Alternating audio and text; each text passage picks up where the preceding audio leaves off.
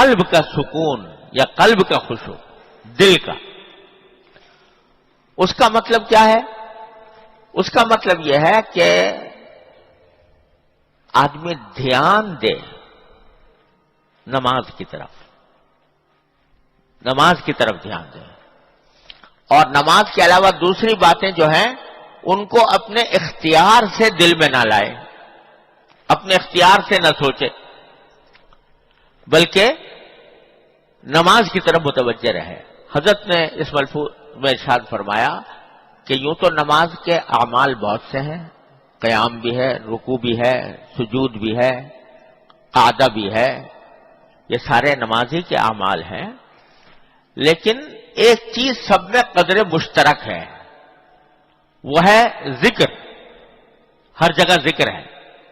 یا تلاوت کی صورت میں ہے، سورہ فاتحہ پڑھنا، سورہ کے ساتھ کوئی اور صورت ملانا، یا تکبیر ہے اللہ اکبر، یا رکوع کے اندر سبحان ربی العظیم ہے، یا سمع اللہ لمن حمدہ ہے، یا سبحان ربی الاعلی ہے، یا تشہد التحیات للہ والصلوات والطیبات ہے، یہ سب ذکر اللہ ہے، اللہ کا ذکر ہے۔ شروع سے لے کر آخر تک نماز اللہ کے ذکر پر مشتمل ہے۔ تو چونکہ وہ ہر رکن کے اندر ہے، اس واسطے توجہ اس کی طرف دو، اس کی طرف متوجہ ہو جاؤ۔ الحمدللہ رب العالمین کہا تو دھیان کے ساتھ کہو، پتا ہو کہ میں الحمدللہ رب العالمین کہہ رہا ہوں، دھیان ان الفاظ کی طرف دو۔ الرحمن الرحیم کہا تو دھیان الرحمن الرحیم کی طرف ہو، مالک یوم الدین کہا تو دھیان اس کی طرف ہو۔ بلکہ ایک اور بات کا بھی اگر دھیان پیدا کر لو، جس کی طرف نبی کریم سرور دو عالم صلی اللہ علیہ وسلم نے ایک حدیث میں توجہ دلائی کہ آپ نے فرمایا کہ جب بندہ نماز کے اندر کہتا ہے کہ الحمدللہ رب العالمین، تو اللہ تبارک و تعالیٰ فرماتے ہیں حمدنی عبدی، میرے بندے نے میری تعریف کی ہے۔ گویا جواب دیتے ہیں اللہ تعالیٰ، اس کی قدر فرماتے ہیں کہ میرے بندے نے میری تعریف کی الحمدللہ رب العالمین کہہ کر۔ جب بندہ کہتا ہے الرحمن الرحیم، تو اللہ تبارک و تعالیٰ فرماتے ہیں اثنا علی عبدی، میرے بندے نے میری ثنا کی ہے۔ اور جب مالک یوم الدین کہتا ہے تو باری تعالیٰ فرماتے ہیں کہ مجدنی عبدی، میرے بندے نے میری مجد بیان کی ہے، میری بزرگی بیان کی ہے۔ پھر جب بندہ کہتا ہے کہ ایاک نعبد و ایاک نستعین، کہ اللہ ہم تیری ہی عبادت کرتے ہیں اور تجھی سے مدد مانگتے ہیں، تو باری تعالیٰ فرماتے ہیں کہ یہ جملہ میرے اور میرے بندے کے درمیان ہے۔ عجیب بات ارشاد فرمائی کہ یہ میرے اور میرے بندے کے درمیان ہے۔ کیا مانا؟ کہ یہ ایک معاہدہ ہے جو میرا بندہ مجھ سے کر رہا ہے، ایک عہد ہے جو بندہ میرے ساتھ کر رہا ہے۔ عہد یہ کر رہا ہے کہ یا اللہ عبادت کروں گا تو تیری کروں گا، مدد مانگوں گا تو تجھ سے مانگوں گا۔ تو میرے بندے کے درمیان یہ ایک معاہدے کا رشتہ قائم ہو گیا ہے اس ایاک نعبد و ایاک نستعین کہنے سے۔ وَلِعَبْدِ مَا سَأَلَ، اور اب جو میرا بندہ مانگے گا میں اس کو وہ دوں گا۔ چنانچہ آئندہ بندہ کہتا ہے اہدنا الصراط المستقیم، اے اللہ ہمیں صراط مستقیم کی ہدایت عطا فرمائیے، صراط الذین انعمت علیہم غیر المغضوب علیہم ولا الضالین۔ تو یہ صراط مستقیم کی جو دعا ہے پہلے ہی سے اللہ تبارک و تعالیٰ فرما دیتے ہیں کہ بندہ جو مانگنے والا ہے میں اس کو دے دوں گا۔ یہ ایک حدیث ہے جس میں نبی کریم صلی اللہ علیہ وسلم نے یہ بیان فرمایا۔ تو اسی لیے بزرگوں نے فرمایا کہ جب آدمی سورہ فاتحہ پڑھے تو اس کو چاہیے کہ ہر آیت پر وقف کرے، الحمدللہ رب العالمین کہہ کر وقف کرے، الرحمن الرحیم کہہ کر وقف کرے۔ کیونکہ یہ کوئی اچھی بات نہیں ہے کہ اللہ تبارک و تعالیٰ تو آپ کے ایک جملے کے جواب میں کچھ فرمائیں گے اور آپ اس کو توجہ دیے بغیر بھاگتے چلے جائیں. اس لیے فرمایا کہ ہر آیت پر وقف کرنا چاہیے اس حدیث کی روشنی میں بندے کو، اور اگر یہ توجہ بھی دے خشوع میں، بڑا ہی اس خشوع کا انشاءاللہ لطف محسوس ہوگا کہ جب الحمدللہ رب العالمین کہا تو پھر تصور کرے کہ اللہ تبارک و تعالی جواب میں فرما رہے ہیں حمدنی عبدی، میرے بندے نے میری تعریف کی ہے. الرحمن الرحیم کہا تو تصور کرے کہ اللہ تعالیٰ فرما رہے ہیں کہ اثنا علیہ عبدی، بندے نے میری ثنا کی ہے. مالک یوم الدین کہے تو تصور کرے کہ باری تعالیٰ فرما رہے ہیں مجدنی عبدی. تو یہ الفاظ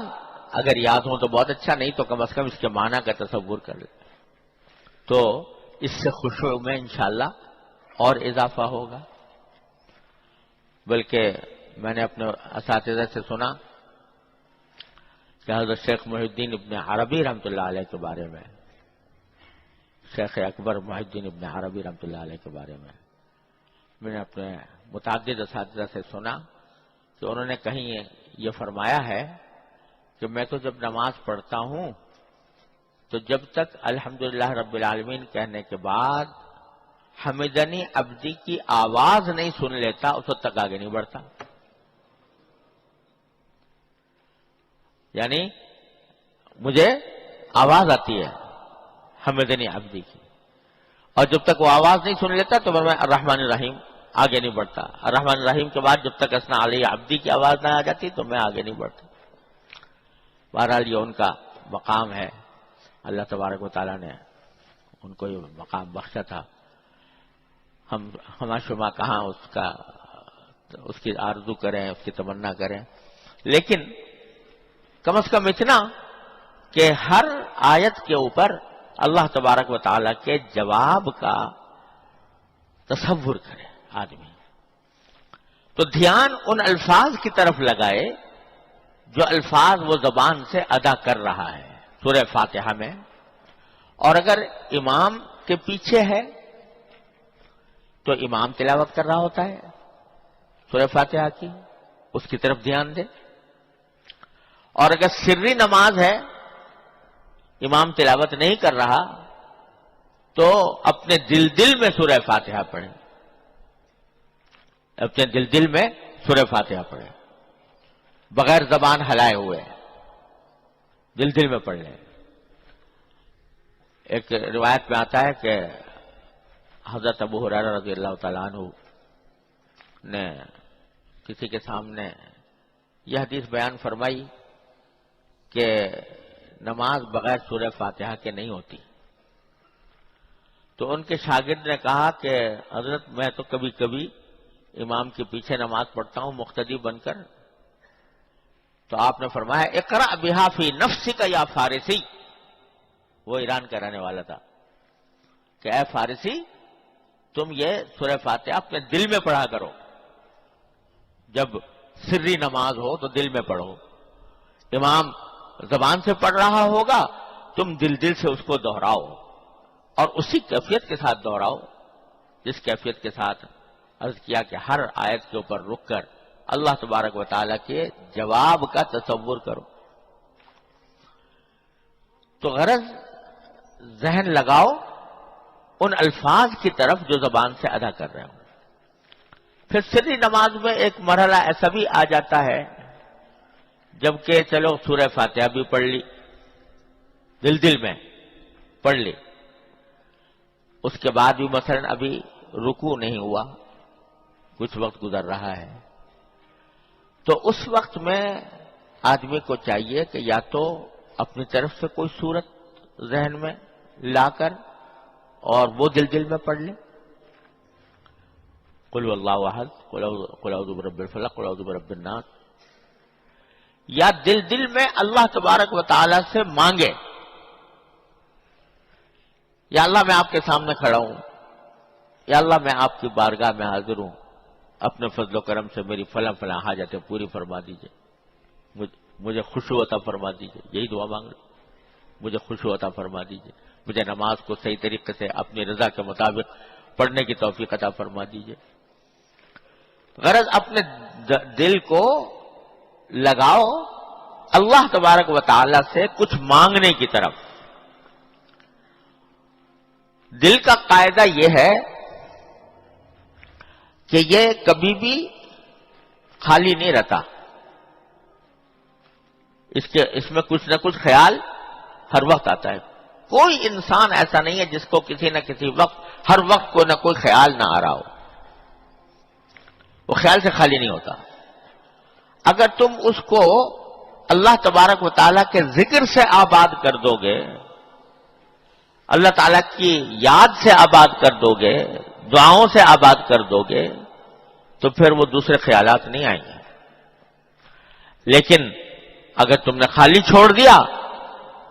تو فارسی کی مثل مشہور ہے کہ خانہ خالی را دیو میں گیرت، کہ جو گھر خالی پڑا ہوا ہو کوئی نہ کوئی جن آ کے قبضہ کر لیتا ہے اس کے اوپر۔ تو اگر دل کو خالی چھوڑا تو اس پر کوئی نہ کوئی دیو آ کر قبضہ کر لے گا، یعنی کوئی نہ کوئی جن قبضہ کر لے گا، یعنی طرح طرح کے ادھر ادھر کے خراب خیالات آنے شروع ہو جائیں گے۔ اپنی طرف سے یہ کوشش کرو، رکوع میں گئے تو سبحان ربی العظیم کہہ رہے ہو تو دھیان دے کر کہو، سبحان ربی العظیم، سبحان ربی العظیم جب کہہ رہے ہو تو دھیان دے کر کہو، میں اپنے پروردگار عظیم کی پاکی بیان کر رہا ہوں، تسبیح کر رہا ہوں۔ سجدے میں جاؤ تو سبحان ربی الاعلی دھیان سے کہو، دل اور خیال کو اس کی طرف لگاؤ۔ جب اتحیات میں بیٹھے تو یہ زبان سے کہا التحیات للہ والصلوات والطیبات، تو دھیان سے کہو۔ در حقیقت یہ اللہ تبارک و تعالیٰ کی بارگاہ میں ایک اللہ تبارک و تعالیٰ کی تحمید و تقدیس کا ایک طریقہ ہے جو اللہ تبارک و تعالیٰ نے اپنے نبی کریم صلی اللہ علیہ وسلم کے ذریعے ہمیں سکھایا کہ جب تم ہماری بارگاہ میں بیٹھے ہو تو یہ کہو التحیات للہ والصلوات والطیبات۔ یہ ایسا ہے جیسا کہ ہم کسی بڑے کے پاس جائیں، کسی بزرگ کے پاس یا اپنے کسی بھی بڑے کے پاس، تو ایسے ہی نہیں جا کے بیٹھ جاتے ہیں، بلکہ السلام کرتے ہیں، السلام علیکم ورحمۃ اللہ وبرکاتہ، پھر بیٹھتے ہیں۔ تو یہاں اللہ جل جلالہ کی بارگاہ میں جب بیٹھے تو اس کے لیے جو تحیہ اللہ تبارک و تعالی نے مقرر فرمایا وہ یہ ہے التحیات للہ والصلوات والطیبات۔ تو تصور کرو کہ میں اللہ تبارک و تعالی کی بارگاہ میں ایک طرح سے تحیہ پیش کر رہا ہوں، جیسے کہ ہم کسی بڑے کو سلام کرتے ہیں، اس طرح اللہ تبارک و تعالی کی بارگاہ میں التحیات للہ والصلوات والطیبات کہہ رہا ہوں۔ پھر اس کے بعد السلام علیکم ایھا النبی ورحمۃ اللہ وبرکاتہ۔ تو یہ خطاب ہے نبی کریم سرور دو عالم صلی اللہ علیہ وسلم سے، اور علماء کرام نے فرمایا کہ یہاں پر آدمی کو تصور کرنا چاہیے کہ نبی کریم سرور دو عالم صلی اللہ علیہ وسلم کو میں سلام کر رہا ہوں۔ آپ کو تصور میں، ذہن میں لا کر آپ کو گویا سلام کر رہا ہوں، السلام علیکم ایھا النبی ورحمۃ اللہ وبرکاتہ۔ اور پھر جب السلام علینا وعلی عباد اللہ الصالحین کہا تو یہ ایک دعا ہے خود اپنے لیے بھی کہ ہمارے اوپر بھی سلامتی ہو اور اللہ کے جتنے نیک بندے ہیں ان پر بھی سلامتی ہو۔ تو ذرا غور کرو کہ کتنا پاکیزہ طریقہ ہے جو اتحیات میں بیٹھنے کا اللہ تبارک و تعالیٰ نے اپنے نبی کریم صلی اللہ علیہ وسلم کے ذریعے ہم کو سکھایا کہ اللہ تبارک و تعالیٰ کی بارگاہ میں تحیہ بھی ہو گیا، نبی کریم سرورت عالم صلی اللہ علیہ وسلم کی خدمت میں سلام بھی عرض کر دیا اور اپنے لیے اور سارے نیک بندوں کے لیے سلامتی کی دعا بھی ہو گئی، السلام علینا وعلی عباد اللہ الصالحین۔ تو آدمی اس تصور سے اگر پڑھے ہر جملے کے ساتھ، ہم لوگ تو گھوڑا دوڑاتے چلے جاتے ہیں نا، تو اس میں دھیان ہی نہیں آتا کہ کیا لفظ زبان سے نکلا کیا نہیں نکلا۔ ذرا سا توجہ کر کے، مشق کر کے، توجہ کر کے اس طرح ادا کرو، اس کے بعد پھر درود شریف ہوتا ہے، درود شریف کے بعد کوئی دعا ہوتی ہے، دعا جو آخر میں ہوتی ہے درود شریف کے بعد، تو وہ کوئی بھی قرآنی دعا ہو سکتی ہے یا قرآن کریم کے الفاظ کے مشابہ کوئی بھی دعائے معصور ہے وہ ہو سکتی ہے، وہ پڑھ سکتے ہیں۔ کوئی ایک دعا متعین نہیں ہے جیسے بعض لوگ سمجھتے ہیں، ان میں سے کوئی دعا کر لو، اور اگر ایک سے زیادہ کرنا چاہو تو ایک سے زیادہ بھی کر سکتے ہو۔ اگر دعائے معصورہ بہت ساری یاد ہیں سب پڑھ لو، تو وہ اللہ تبارک و تعالی آخر میں جاتے ہوئے جب ساری نماز مکمل ہو گئی تو اب بارگاہ الہی میں درخواست ہے کہ یا اللہ میرے یہ مقصد پورا فرما دیجئے، یا اللہ یہ میرا مقصد پورا فرما دیجئے۔ تو وہ دعائیں کر کے اور پھر رخصت ہو، السلام علیکم ورحمۃ اللہ، دائیں طرف بھی اور بائیں طرف بھی جتنے لوگ ہیں ان سب کے لیے دعا ہوگی۔ یہ ہے نماز کا ایک خلاصہ۔ تو اگر ہم اس بات کا اہتمام کریں کہ اول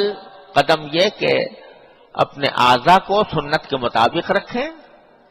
اور جو الفاظ زبان سے نکل رہے ہیں میری زبان سے یا امام کی زبان سے، دھیان اس کی طرف رکھیں۔